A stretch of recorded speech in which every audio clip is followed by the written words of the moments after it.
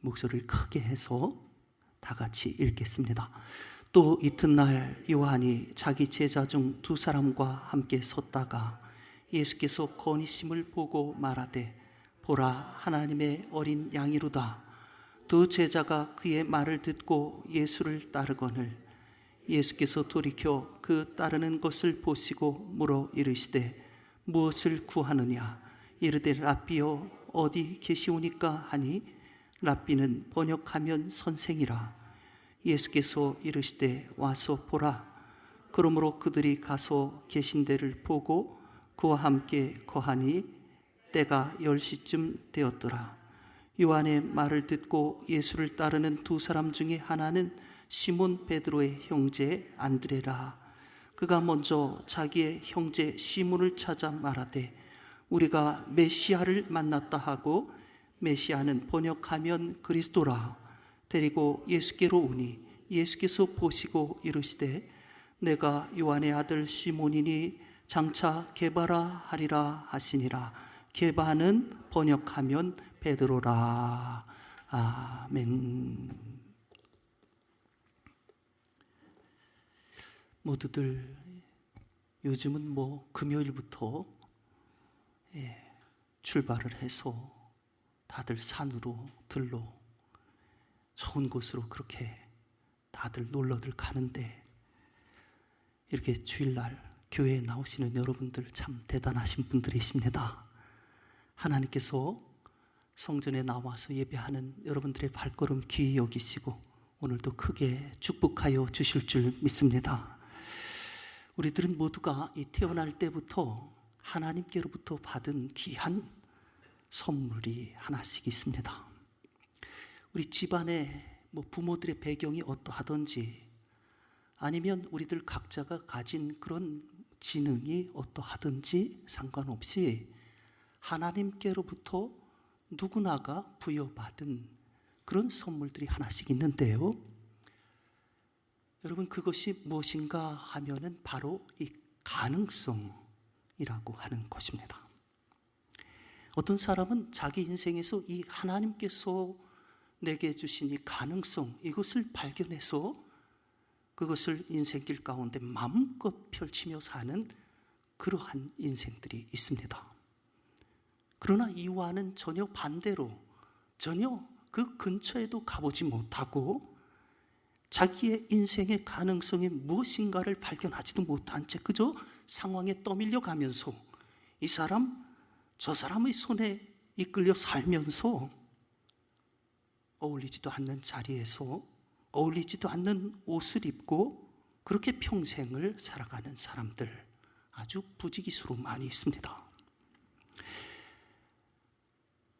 그러므로 여러분, 무엇이 중요한 것입니까? 현재 내가 나 자신을 어떻게 바라보든지, 나에 대한 자화상이 어떠하든지, 아니면 남들이 나에 대해서 평가하는 그러한 나에 대한 평가 기준이 어떠하든지 상관이 없는 것입니다. 우리는 믿음의 사람답게 그 모든 것들에 붙들리지 말고 하나님께서 과연 내 인생을 향해 주신 가능성이 무엇인가, 우리가 그것을 발견하고 그것을 힘있게 펼쳐가는 그런 믿음의 삶을 살아가야만 되겠습니다. 오늘 말씀은 바로 그러한 인생의 가능성을 발견한 한 사람을 우리들에게 소개해주고 있습니다. 한 번은요, 이 세례 요한이 유명한 세례 요한 아닙니까? 당시에 수많은 사람들이 따랐던, 그런 수많은 사람들이 열광했던 세례 요한이었습니다. 근데 이 세례 요한이 이 제자들인 안드레와 요한과 함께 있는데 그 앞을 예수님께서 지나가시는 것입니다. 그러자 세례 요한은 저분을 보아라, 저분이 바로 하나님께서 이 땅에 보내신 어린 양이시다. 제자인 안드레와 요한에게 이 놀라운 사실을 이야기를 하는 겁니다. 그러자 안드레 요한이 즉시로 예수님을 쫓아가서 예수님을 만나 뵙습니다. 만나 뵙고 보니까 정말로 말이죠, 이 예수라고 하는 분은 저 이사야 선지자가 예언했던 하나님께서 이 땅에 보내신 어린 양이었습니다. 정말로 그토록 간절히 염원했던 그러한 메시아가 분명했습니다. 여러분, 메시아를 만났습니다. 이 메시아를 만났으니 그 감격이 얼마나 대단했겠습니까? 그래서 이 두 제자 중에서 안드레는요, 가만히 있을 수가 없는 거예요. 가만히 있을 수가 없어서 자기 형제인 시몬에게로 마구 달려가서 메시아가 나타났다, 메시아가 바로 저기 계시다 하면서 당장에 자기 형제 시몬을 예수님께로 데리고 왔던 것입니다. 그러자 예수님께서는 이 시몬에게 내가 요한의 아들 시몬이로구나 이렇게 말씀하십니다. 아니, 처음 보는 예수님이신데 어찌 자신이 누구인지를 아신단 말입니까? 이것만 해도 놀라운 사실인데 주님은 시몬에게 즉시로 이렇게 말씀하십니다. 시몬아, 장차 너를 게바라 하리라. 지금은 내가 시몬으로 그렇게 불리고 있지만 장차 미래에는 너는 게바가 될 것이다. 주님께서 이렇게 말씀을 해 주시는 것입니다. 여러분, 우리나라처럼 이 이스라엘 나라도 부모들이 이 자식을 낳아서 이름을 지을 때 그것에 거는 기대가 상당히 큰 것 같습니다. 이 시몬이라고 하는 이름도 마찬가지입니다. 이 시몬은 본래 이스라엘 민족의 조상들이죠. 아브라함, 야곱, 그 야곱의 12아들 중에 하나인 이 시몬에게서 따온 이름인데요, 듣는다, 그런 뜻입니다. 그래서 이 시몬이라고 하는 이름에는 하나님의 말씀을 잘 듣고 순종하는 그런 믿음의 사람이 되거라 하는 부모의 큰 기대가 담겨져 있는 것입니다.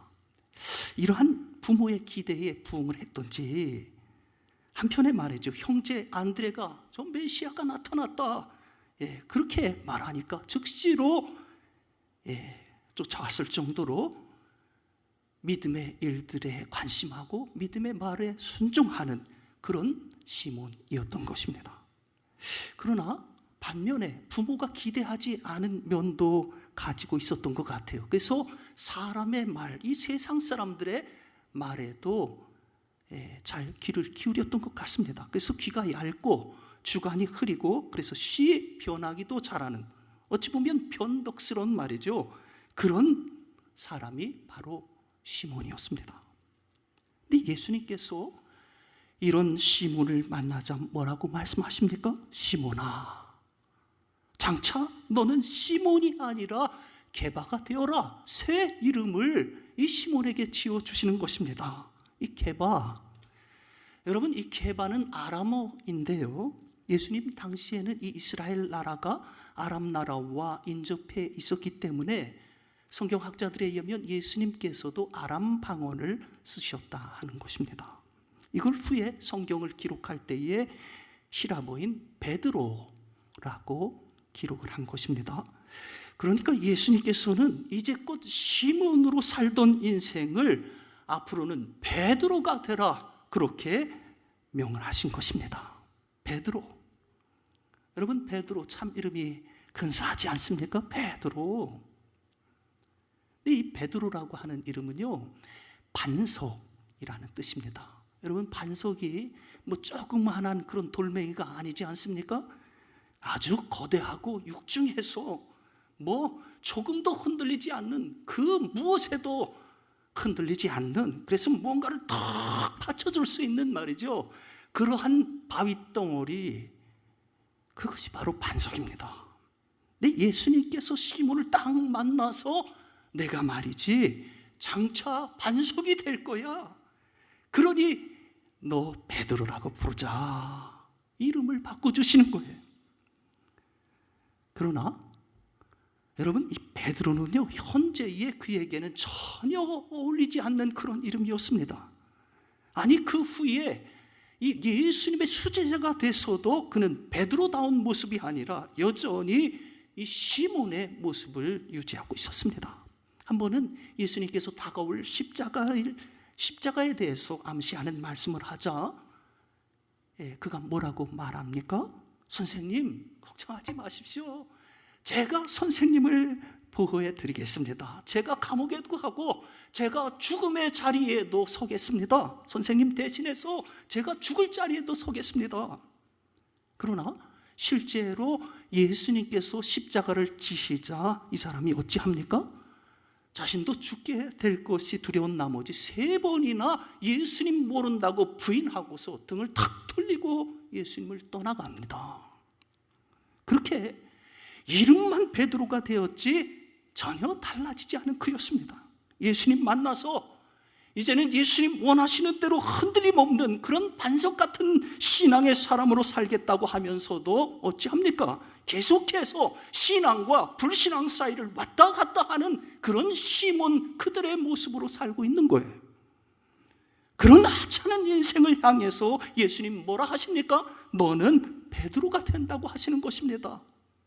여전히 왔다 갔다 흔들리면서 세상과 주님 사이를 계속해서 방황하고 있는 그런 인생에게, 그런 하찮은 자에게 너는 흔들리지 않는 베드로가 된다 하시는 것입니다.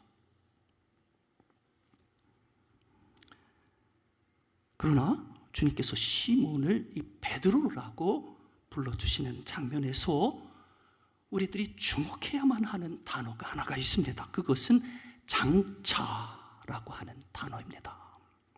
장차, 너는 베드로가 될 것이다. 함께 따라해 볼까요? 장차, 너는 베드로가 되리라. 지금은 쉽게 변화해서 넘어져도, 지금은 연약해서 자주 세상 바라보고 살아도 너는 장차 흔들리지 않는 베드로가 될 것이다. 주님은 시몬에게 이 새로운 인생의 가능성을 주신 것입니다. 여러분도 우리도 이 시몬 같은 자의 모습인데, 그렇게 살고 있는데, 그러나 우리가 장차 베드로가 된다고 여러분 생각해 보세요. 베드로가 된다, 내 인생이 그런 가능성을 갖게 된다고 하면 여러분, 이것이 얼마나 큰 용기를 주고 얼마나 큰 힘이 되겠습니까? 왜 사람이 맨날 그 자리에 머물러서 나가지 못하는 것입니까? 왜 멀쩡한 사람이 땀 흘리고 열심히 일하지 못하는 것입니까? 왜 그 인생이 그리도 열정이 없는 그런 맥없는 모습으로 살고 있는 것입니까? 이 가능성을 발견하지 못하기 때문입니다. 저 미래에 내가 베드로가 될 수가 있다고 하는 그 가능성을 전혀 알지 못하기 때문에 그저 여전히 이리저리 이 사람 저 사람 왔다 갔다 흔들며 사는 한낱 그런 시몬의 모습으로 계속 살아간다 하는 것입니다. 인류가 낳은 위대한 조각가인 이 미켈란젤로가 어느 날 이 성당의 뒤뜰에 박혀있는 커다란 돌을 바라보는 것입니다. 이 숲을 사이에 놓여져 있는 그 커다란 돌을 한참 동안 뚫어지게 주시하던 이 미켈란젤로가 무릎을 그저 탁 치면서 말이죠, 바로 저거다 그러면서 소리를 칩니다. 바로 저거야, 저것이 바로 다윗이다. 눈앞에 있는 것은 수풀에 가려져 있고 더구나 반쯤 땅속에 묻혀져 있는 커다란 돌덩어리에 불과했습니다. 그런데 미켈란젤로는 그 현재의 돌덩어리의 모습을 보고 있는 것이 아니라 장차 그것이 징으로 다듬어지고 쪼개지고 그렇게 연마대에서 드러나게 될 위대한 다윗의 형상을 바라보았던 것입니다. 사랑하는 성도 여러분, 사람들이 여러분을 지금 어떻게 바라보고 있습니까? 현재 세상이 여러분을 바라보는 그 모습이 과연 진정한 내 모습이라고 그렇게 생각하고 계십니까?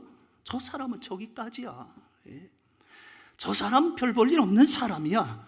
여러분도 여러분 자신을 그렇게 수긍하고 그렇게 인정하고 받아들이고 살고 계십니까? 그러나 우리 주님의 평가는 완전히 다른 것입니다. 우리가 저 땅에 묻혀있는 볼품없는 돌덩어리 같은 모습을 하고 있을지라도 주님께서는 그런 우리에게서 다윗의 모습을 바라보고 계신 거예요. 우리가 지금 시몬 같아서 계속해서 갈팡질팡하는 그런 인생을 살고 있을지라도 주님은 장차 우리에게서 전혀 흔들리지 않는 그러한 베드로의 모습을 바라보고 계신 것입니다. 그렇기 때문에 우리 주님께서는 이 시몬과의 첫 만남에서 그의 미래의 가능성을 일깨워 주셨던 것입니다. 너는 시몬으로 살아서는 안 된다. 너는 장차 반석 같은 존재가 될 것이다.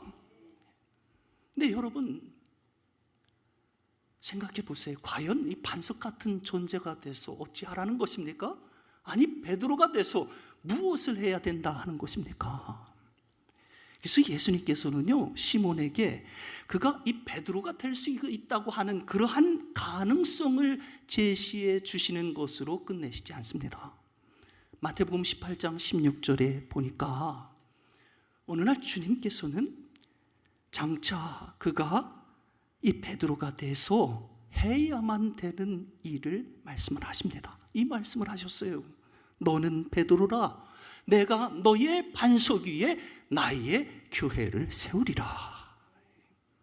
장차 그가 반석 같은 믿음의 사람이 돼서 그 믿음으로 예수의 사람들을, 주님의 사람들을 이 땅에서 세우게 된다 하는 것입니다. 이 베드로가 돼서 할 미션, 베드로의 인생의 사명을 주님께서 구체적으로 주시는 것입니다. 자, 근데 그날 이후로 그 사명을 붙들고 그가 베드로답게 정말 일관성 있게 살아갑니까? 그렇지가 못합니다. 그 사명을 부여잡고도 여전히 그는 베드로가 되지 못하고 어찌합니까? 흔들렸습니다. 넘어졌습니다. 나중에는요 주님을 부인하고 저주하고 등을 돌리고 배신까지 하는, 믿음을 완전히 저버리는 그러한 베드로 아니었습니까? 그런데도 주님은 계속해서 그 정말 주님이 바라시는 베드로가 되지 못하고 흔들리는 그 인생을 주님께서 찾아가 주시는 거예요. 믿음의 길에서 아예 떠나가서 이제는 버려두었던 그 그물을 주워들고서 세상적인 삶을 다시 살기 시작한 그 베드로에게 부활하신 주님께서 찾아가셔서 다시 그를 꼭 품어주시지 않습니까?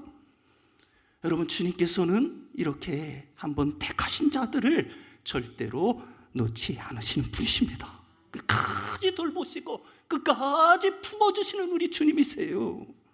아예 나같이 한찮은 인생이 뭘 하겠어. 그 너무 고상한 것 같아. 내가 어떻게 예수님의 뒤를 따를 수가 있겠어? 그저 그냥 한 세상 그럭저럭 사는 것이지.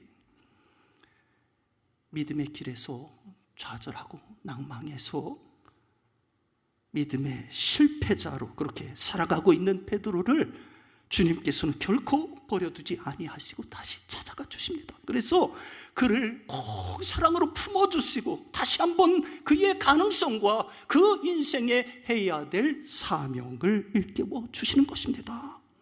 내가 나를 사랑하느냐? 내 양을 먹이라. 무슨 말씀입니까? 너는 베드로가 되어야 된다는 말씀입니다. 너는 반석 같은 믿음의 사람이 돼서 이 땅의 양들을 내가 구원해야 된다고 하는 이 사명을 주님께서 말씀하시는 것입니다. 이렇듯 주님께서는 여전히 지금도 한낱 시몬인 채로 서 있는 자에게 그가 베드로가 돼서 끝내 가야 될 사명의 길이 무엇인가 하는 것을 끝까지 주님께서는 일깨워 주시는 것입니다. 여러분, 간간히 신문이나 매스컴의 문화면을 보게 되면 이 빈센트 반 고흐의 미술 세계가 계속해서 주목을 받고 있는 것을 보게 됩니다. 근데 여러분, 이 화가가 말이죠, 유명한 화가 아닙니까? 이 고흐라고 하는 화가가 사실은 먼저 목사가 되었다고 하는 사실 여러분 알고 계십니까? 그도 그럴 것이 이 고흐의 아버지가 아주 그 존경받는, 덕망 있는 그러한 귀한 목사님이셨습니다. 그러다 보니까 자연히 그러한 종교적인 환경 가운데서 또 좋은 영향력, 선한 영향력을 받고 자라면서 나도 저런 목사님이 되고 싶다. 예. 그런 생각을 품게 돼서 이 고우가 신학교에 들어갔습니다. 신학대학에 들어갔습니다. 근데 막상 신학대학에 들어가서 신학을 공부해 보니까 이것이 만만치가 않거든요. 저도 신학생이 돼서 뭐 이렇게 생활을 해 보았지만은 이제 앞으로 오로지 그저 주님께 헌신하고 그렇게 남다른 그런 성직자의 길을 가야만 된다, 그런 생각을 하게 되니까 은연중에 막 짓눌리는 그런 무게감이라고 하는 게 사실은 굉장했습니다. 근데 이 고은은 그러한 부담감을 잘 떨쳐내고 어떻게 하냐, 신학교를 졸업하고서 이제 당시의 주류 노동자라고 볼 수 있죠. 이 광산 노동자들을 대상으로 목회 활동을 펼치게 됩니다. 정말 바라던 목사가 돼서 목회를 하는 거예요. 근데 해보니까 도무지 이게 마음 같지가 않습니다. 이거 말이죠, 잘 안 돼요. 내 마음 같지가 않습니다. 성격적으로 계속해서 뭘 부딪히고 참 힘이 든 거예요. 맞지가 않습니다. 그래서 이 목회의 길로 나가서 좌절하고 실패를 맛보게 됩니다. 그러면서 이 고우가 결정을 내립니다. 내가 평생 주님께 헌신하면서 이 길을 가고 싶었는데, 내가 정말 목회의 길을 가고 싶었는데 이거 와보니까 이거 아닌 것 같다. 이 길은 내가 갈 길이 아니다. 이런 결단을 내린 밤에 고우가 이런 글을 남겼습니다. 나의 새로운 운명의 길이 열렸습니다. 새로 태어난 나 빈센트, 이제 나는 성직자의 길을 버리고 화가의 길을 선택했습니다. 내 나이 27살, 불확실한 미래 때문에 방황하는 일은 더 이상 없을 것입니다.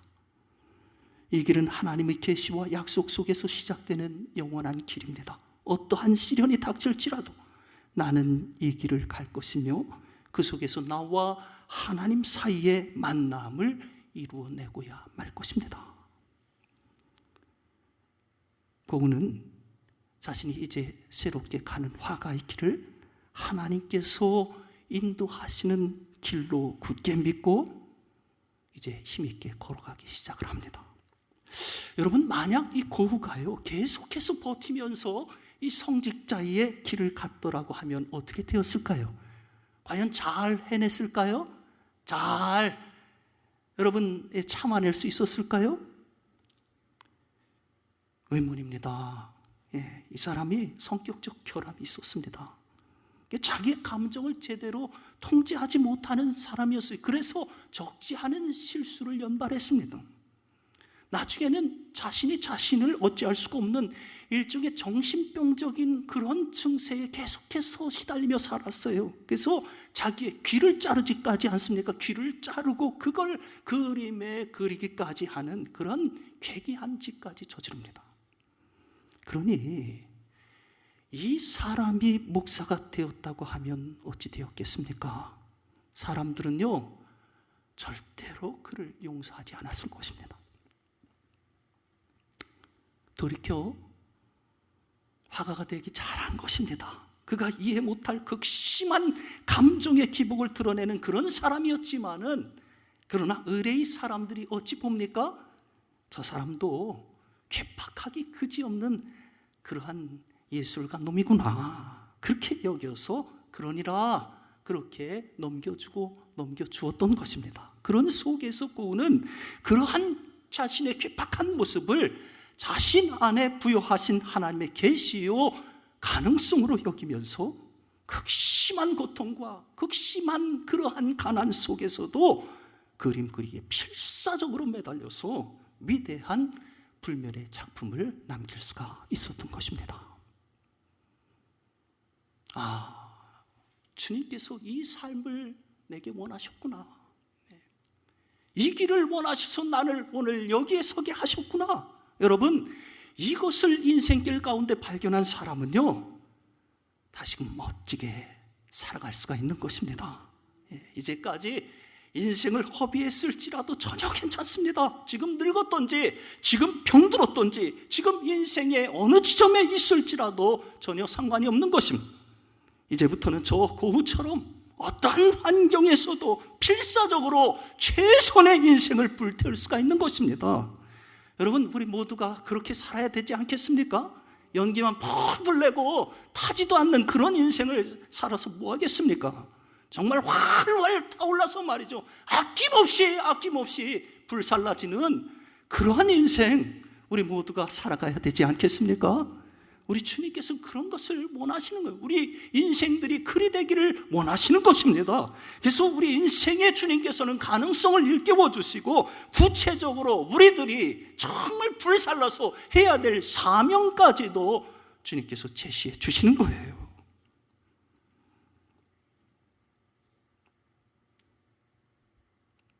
그리고도 이 시몬에게서 주님께서 어찌 하십니까?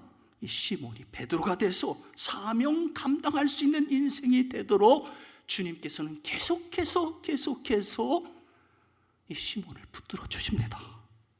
자신을 모른다고 하면서 등 돌리고 말이죠, 예수 모른다고 하면서 말이죠, 그렇게 떠나간 자인데 그러한 시몬을 다시 찾아가셔서 그를 품어주시고 그에게 다시 주님께서 용기를 주시지 않습니까? 시몬아, 너는 이 삶이 아니다.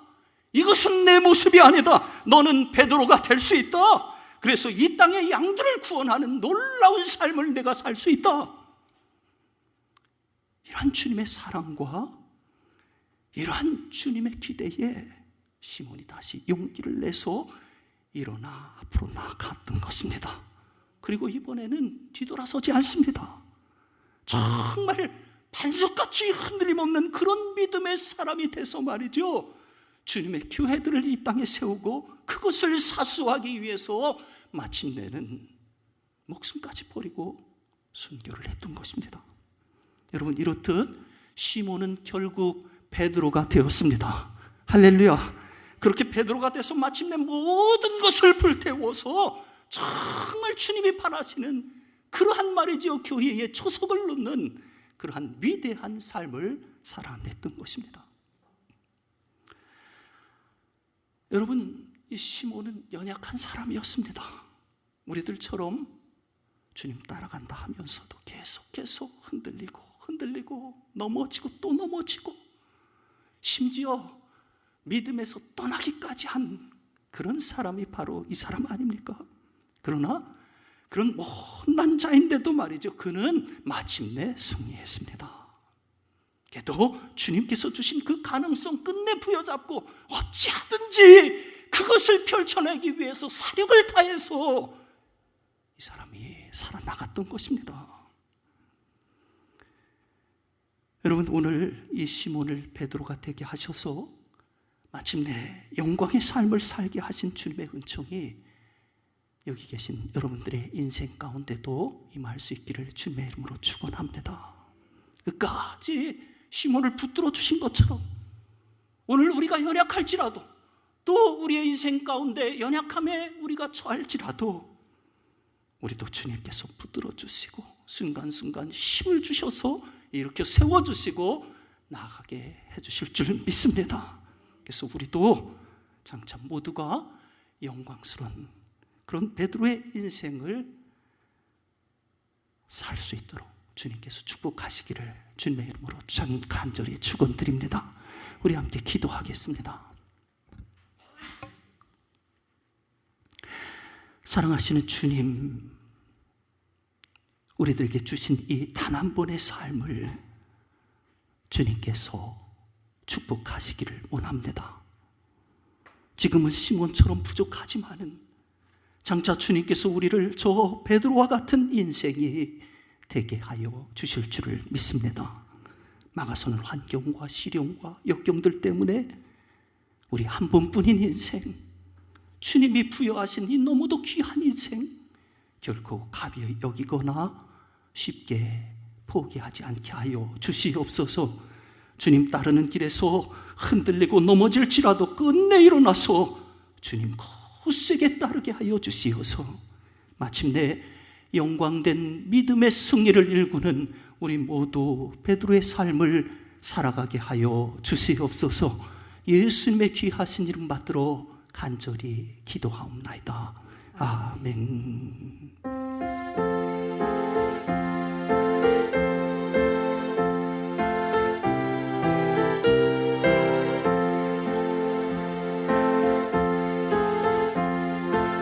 찬송가 456장 부르시면서 주님 앞에 봉헌하겠습니다.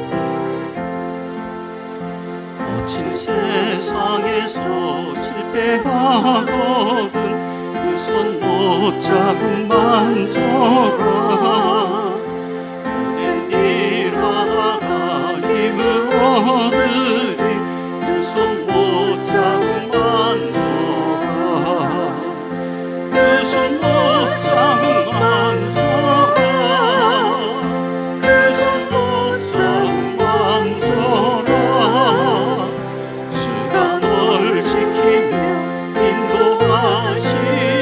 인도하시니 그 손 못 잡은 만져라. 내가 어둠 속을 걸어갈 때에 그 손 못 잡은 만져라.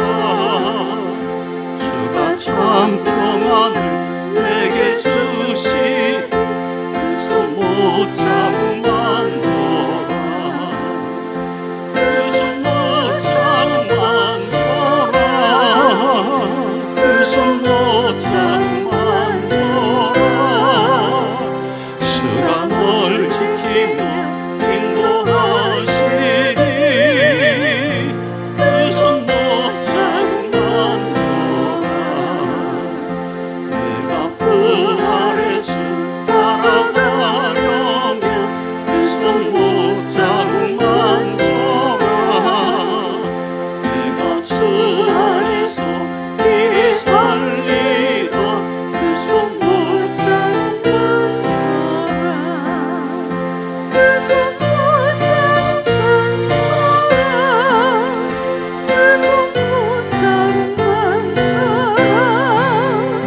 주가 널 지키며 인도하시니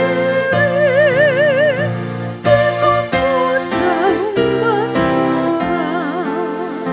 너의 죄악의 짐 무거울 때에 그 손 못 잡은 만져라.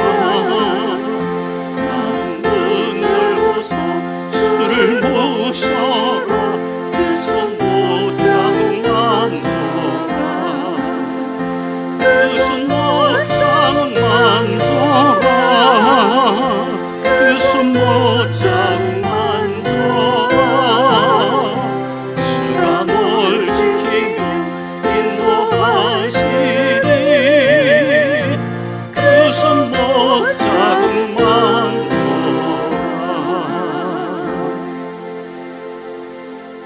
봉헌을 위해 함께 기도하겠습니다.